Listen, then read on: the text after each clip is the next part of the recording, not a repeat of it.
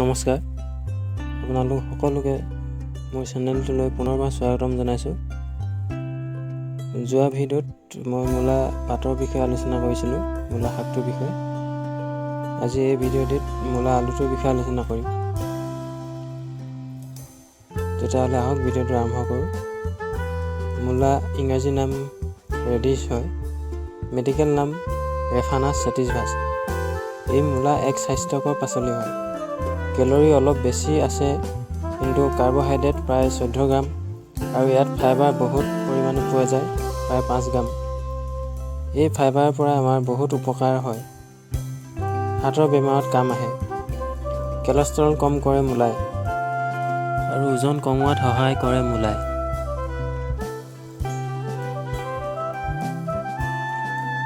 মূলাত vitamin C, folic acid, calcium, magnesium, potassium থাকে। Potassium বেছি থকাৰ কাৰণে ব্লাড প্ৰেছাৰ কম কৰাৰো কাম দিয়ে। তেতিয়াহ'লে আমি গম পালোঁ যে মূলাও বহুত আমাৰ কাৰণে বহুত দৰকাৰী। মূলা বহুতেই খাবলৈ বেয়া পাব পাৰে।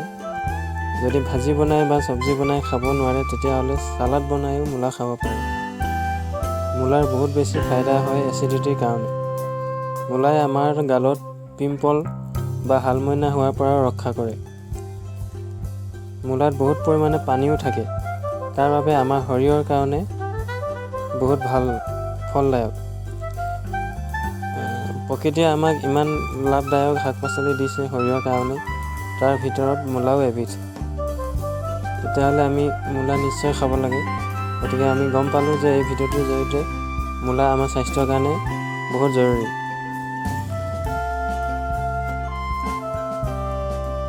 আজিলৈ ইমানেই। মোৰ এনেধৰণৰ গুৰুত্বপূৰ্ণ ভিডিঅ'বোৰ আপুনি পোনপ্ৰথমে পাবলৈ ছাবস্ক্ৰাইব কৰি দিব, লগতে বেল আইকনটো দবাই দিব আৰু লগতে শ্বেয়াৰ কৰিবলৈ নাপাহৰিব।